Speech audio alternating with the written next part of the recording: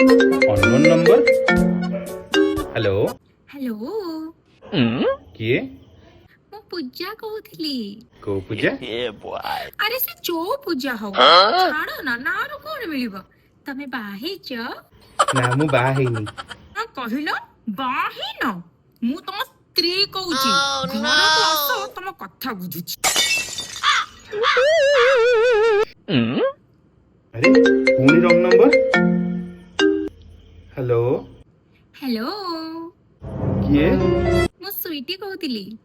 କୋଉ ସୁଇଟି? ଛାଡ ନା ସୁଇଟି ନା ଜାଣି ତମେ କଣ କରିବ ଯେ?